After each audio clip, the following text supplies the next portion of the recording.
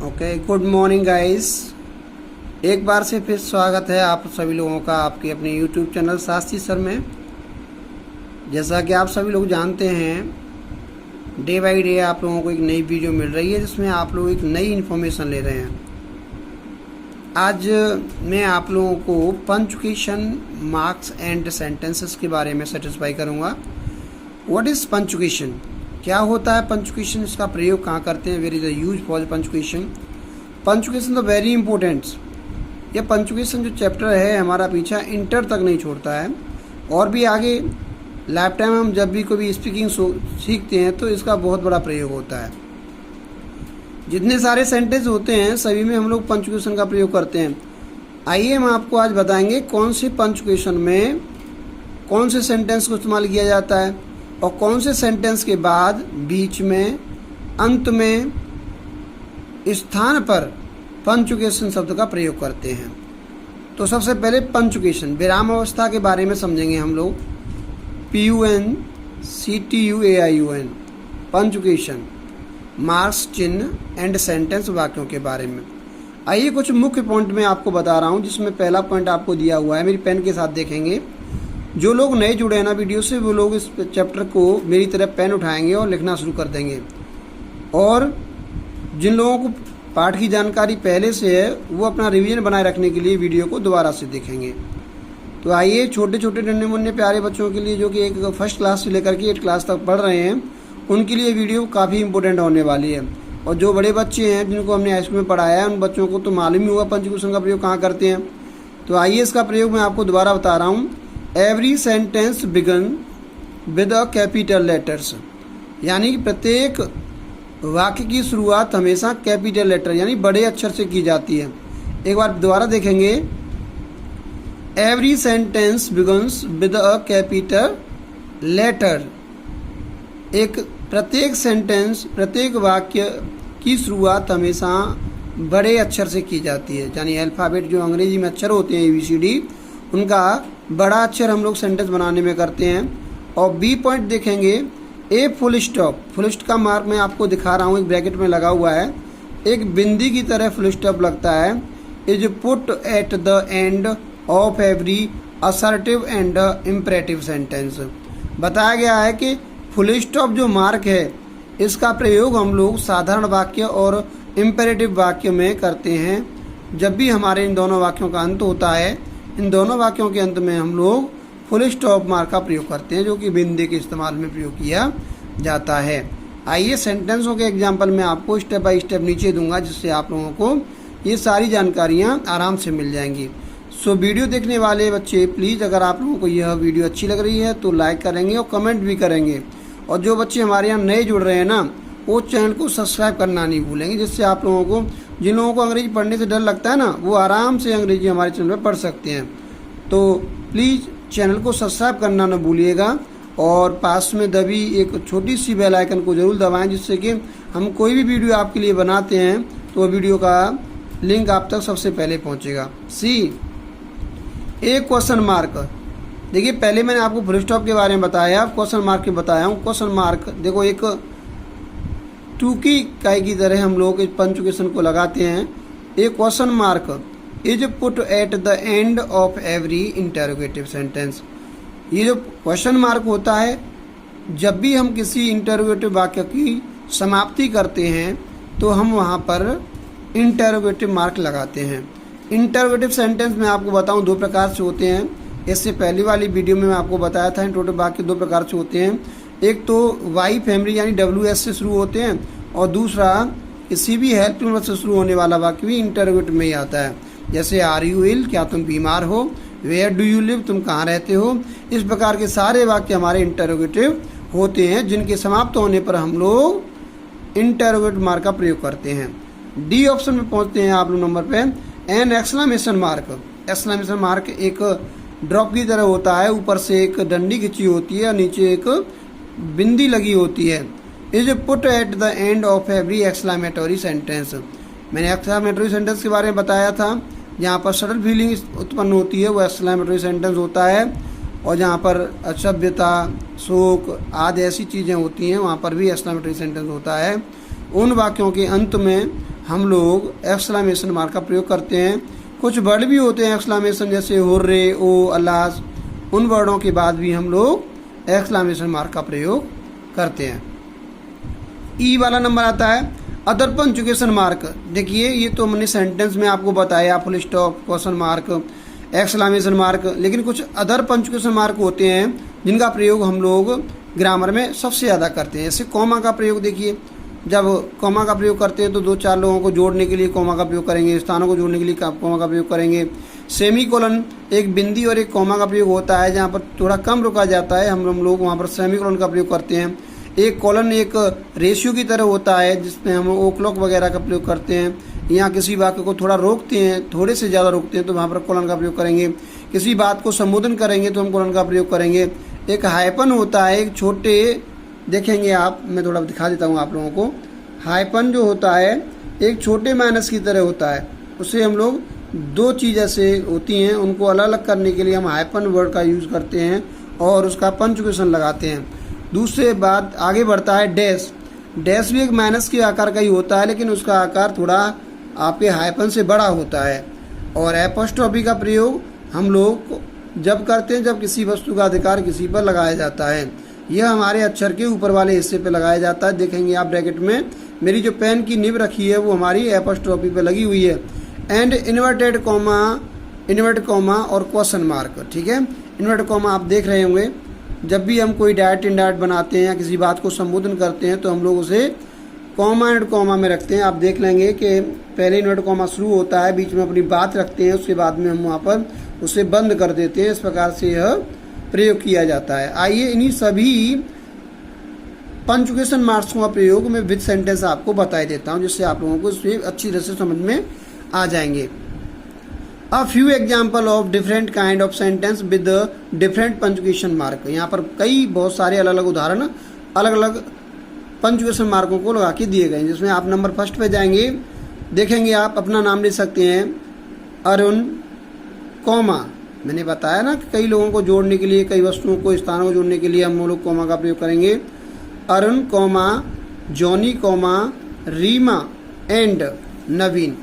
देखिए कितने सारे लोग होते हैं ना, जब हम अंत के दो लोगों को जोड़ते हैं तो वहाँ पर हम कॉमा का प्रयोग नहीं करते, वहाँ पर हम लोग एंड का प्रयोग करते हैं। किसका प्रयोग करते हैं? एंड का। Reema and Naveen study at the same school. बताया जा रहा है कि जितने सारे मित्र हैं ना, ये सारे लोग एक ही विद्यालय में पढ़ते हैं। तो ये हमें सूचना दी जा रही है स्टेटमेंट के रूप में। तो हमने क्या देखा, जैसे ही हमारा सेंटेंस फिनिश हुआ, एंड हुआ इसका, तो एंड में हमने कौन सा पंचुएशन मार्क लगाया? Full stop. तो देखेंगे हम लोग कॉमास का प्रयोग करने के बाद में जब सेंटेंस खत्म हुआ तो हमने सेंटेंस में फुल स्टॉप लगाया। फुल स्टॉप मैंने नंबर 1 पे आपको बताया था, यस। और कॉमा मैंने पंचुएशन के अदर मार्क्स में सबसे पहले बताया था। जब 10 से 12, 2 से 4 लोगों को हम लोग एक सेंटेंस में डालते हैं तो वहाँ पर कॉमे का प्रयोग करते हैं, और बात जब खत्म हो जाती है तो हम फुल स्टॉप का प्रयोग करते हैं। जब स्टेटमेंट हो तो इंटरोगेटिव होगा तो इंटरोगेटिव, एक्सक्लेमेटरी होगा तो एक्सक्लेमेटरी, यानी सेंटेंस का जो भाव होगा उसी के अंत में हम लोग वह पंचुएशन लगाते हैं। Number 2, where had you been so long. ठीक है यार, इतने दिनों से तुम कहाँ थे? तो आपने प्रश्न किया किसी सामने वाले से, तो क्या देखा, जैसे हम प्रश्न करते तो मैंने बताया था वाई फैमिली से जो स्टार्ट होता है या हेल्पिंग से स्टार्ट होता है वो हमारा इंटरोगेटिव होता है। इसको ढूंढने में हम तनिक सी देर नहीं लगाते, हमारे पास पहचान है इसकी, इसलिए इन वाक्यों के अंत में हम लोग इंटरोगेटिव मार्क का प्रयोग करेंगे, क्वेश्चन मार्क का प्रयोग करेंगे, जिसमें हमने इंक्वायरी की, किसी से कोई बात पूछी, भैया इतने दिन से कहाँ थे तुम, तो इसमें हम लोग क्वेश्चन मार्क का प्रयोग करते हैं। आगे नंबर 3 पे चलते हैं, seat still and don't talk. ठीक है, सिट स्टिल, यहाँ रुको, एंड डोंट टॉक, बात मत करो। तो ये ऑर्डर एक कमांड है, ये ऑर्डर है।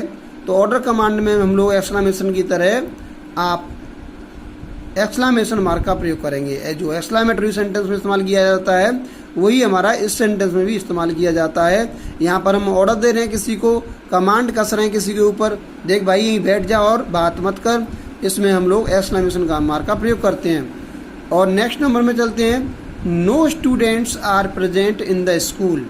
देखिए ये भी एक स्टेटमेंट है, बट है नेगेटिव। बट है कैसा?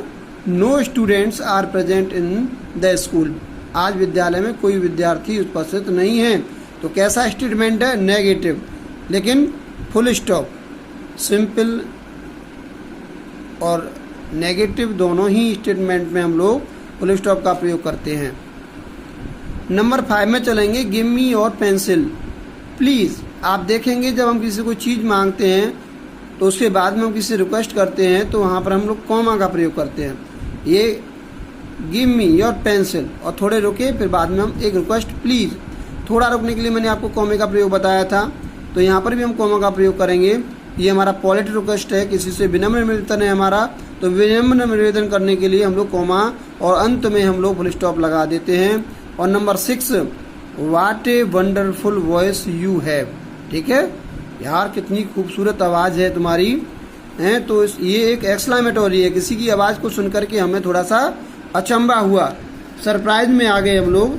तो यहाँ पर हमने देखा what a wonderful voice you have, तो ये हमारा एक्सक्लेमेटरी सेंटेंस है। मैंने बताया था जहाँ पर एक्सक्लेमेटरी सेंटेंस होता है वहाँ पर हम लोग एक्सक्लेमेशन मार्क का प्रयोग करते हैं। एक बार फिर पढ़ लेते हैं, what a wonderful voice you have. What ए, ये इंटरोगेटिव नहीं है, इसकी बातों को सुनकर के हमें आश्चर्य हुआ, आवाज़ को सुनकर के आश्चर्य हुआ। तो जहाँ पर आश्चर्य होता है वहाँ पर हम लोग एक्सक्लेमेशन मार्क का प्रयोग करते हैं। उसके बाद में हम चलेंगे नंबर 7 पे, अरुण्स होम। मैंने बताया था एपोस्ट्रोफी कॉमा का प्रयोग कहाँ करेंगे? जब हमारा किसी वस्तु पर अधिकार होता है तब। आप अपना ही नाम ले सकते हैं, Meera's house, Mohan's house. Arun's home is not in Kolkata. Arun का घर कोलकाता में नहीं है। एक नेगेटिव स्टेटमेंट, अंत में हमने फुल स्टॉप का प्रयोग किया, लेकिन किसी के घर के बारे में आइडिया देने के लिए हैं, किसकी किताब, किसका घर, किसकी पेंसिल आदि को दर्शाने के लिए हम लोग एपोस्ट्रोफी का प्रयोग करते हैं, जो कि हमारे वाक्य के ऊपर वाले हिस्से पर इस्तेमाल किया जाता है। उसके बाद में हम लोग 8 नंबर पर चलेंगे, को। देखा, हम किसी शब्द को जब 2 हिस्सों में बांटते हैं तो छोटा सा एक कॉमा होता है जिसे हम हाइपन बोलते हैं। मैंने बताया था हाइपन एक छोटे माइनस ऋण के अक्षर की तरह होता है, जो 2 शब्दों को अलग अलग करने का काम करता है। कोऑपरेट सोसाइटीज, ठीक है, कोऑपरेट सोसाइटीज। उसके बाद हमने डैश लगाया, ए नेसेसिटी, फिर डैश लगाया, आर हेल्पफुल। ठीक है सर, किसी सोसाइटी समाज को कोऑपरेट करें नेसेसिटी जरूरत के अनुसार एंड उसकी सहायता करें। तो कोऑपरेट करने के लिए हमने डैश का प्रयोग किया, सॉरी माफ़ करेंगे मुझे, हाइपन का प्रयोग किया। उसके बाद हमने 2 वर्णों को जोड़ने के लिए, अलग अलग करने के लिए हमने डैश का प्रयोग किया है। हाइपन और डैश देखने में एक जैसी लगते हैं, लेकिन हाइपन का जो साइज होता है, जो हाइट होती है, वह कम होती है और डैश की अपेक्षा। ठीक है, तो ये हाइपन और डैश का प्रयोग मैंने इस सेंटेंस में किया है। आगे हम 9 नंबर पे चलेंगे, सी डज नॉट लिव हियर। देखेंगे वह यहाँ नहीं रहती है, फिर हम रुके, सी लिव्स इन आनंदपुर, वह आनंदपुर में रहती है। हमने अपनी बात पूरी करने के लिए देखा, आप लोगों ने, हमने अपनी बात पूरी करने के लिए यहाँ पर इस प्रकार से कॉलन का प्रयोग किया। इसका कॉलन का, ये हमारा कॉलन चिन्ह है, एक बिंदी एक कॉमा। यहाँ पर हम थोड़ी देर रुके, सी डज नॉट लिव हियर, वह यहाँ नहीं रहती है, कॉलन इस्तेमाल किया। सी लिव्स इन आनंदपुर, वह आनंदपुर में रहती है, इसमें हमने सेमी कॉलन का प्रयोग किया। अब Netaji said comma invert comma, Netaji ने कहा वी विल डू और डाई, हैं, हम मरेंगे या कुछ करेंगे, मरना और कुछ करना। ठीक है, वी विल डू और डाई, हम करेंगे या मरेंगे। तो आपने देखा उनकी कही हुई बात को हमने इन्वर्टेड कॉमा के बीच में रखा। अब यहाँ पर हम वाई लगाते, आर लगाते, तो यहाँ पर हम इंटरोगेटिव चिन्ह लगाते, जहाँ पर हमने फुल स्टॉप लगाया है। तो ये हमारा question mark and inverted comma का प्रयोग हम लोग करते, लेकिन यहाँ पर हमने फुल स्टॉप लगाया है, इसलिए हमने यहाँ पर, क्योंकि ये वी विल, ये एक हमारा स्टेटमेंट सिंपल है। ठीक है, इस प्रकार से बेटा मैंने आपको बताया कि किस प्रकार से हम पंचुएशन का मार्क का प्रयोग करते हैं। हमेशा याद रखिए, by applying punctuation mark we divide sentence into parts, they we can clearly understand the meaning and the grammatical construction. हमेशा हम लोग पंचुएशन मार्क का प्रयोग तब करते हैं जब हम सेंटेंस की भाषा को समझ लेते हैं। ऐसा नहीं कि हमने बात की किसी से अपनी बात को संबोधन करने के लिए और लगा दिया हमने उसमें डैश। इस प्रकार से हम लोग गलत करते हैं। पहले हमें चाहिए कि हम आराम से सेंटेंस का सेंस समझें, उसके बाद हम लोग पंचुएशन का प्रयोग करें। आशा करता हूं कि आज का पंचुएशन चैप्टर आप लोगों को समझ में आया होगा और इन उदाहरणों के माध्यम से आपने अच्छी तरह से सभी कॉमा का प्रयोग भी पढ़ा होगा। तो प्लीज़ वीडियो को एक बार देखेंगे और कमेंट में लिखेंगे कि आपको पंचुएशन कैसा लगा, समझ में आया नहीं आया। अगर कोई भी डाउट या कोई क्वेश्चन आपके मन में चल रहा है तो आप नीचे कमेंट में लिखेंगे, जिससे आने वाली वीडियो में आपके डाउट को क्लियर किया जाए। प्लीज़ आपसे एक बार फिर कहूँगा, जिन लोगों को हमारे द्वारा पढ़ाई हुई अंग्रेजी अच्छी लगती है, समझते हैं, तो प्लीज़ इस वीडियो को डाउनलोड करें और अपने दोस्तों तक पहुँचाएँ और उनसे कहें कि इस चैनल को आगे ले जाने में सबकी मदद करें। यह चैनल एक उन परिवारों में जोड़ें जहाँ के बच्चे एक अंग्रेजी सीखने की इच्छा रखते हैं और पढ़ नहीं पाते हैं। सो प्लीज़ इसी के साथ मैं आपसे विदा लेता हूँ। नमस्कार, थैंक यू, राम राम।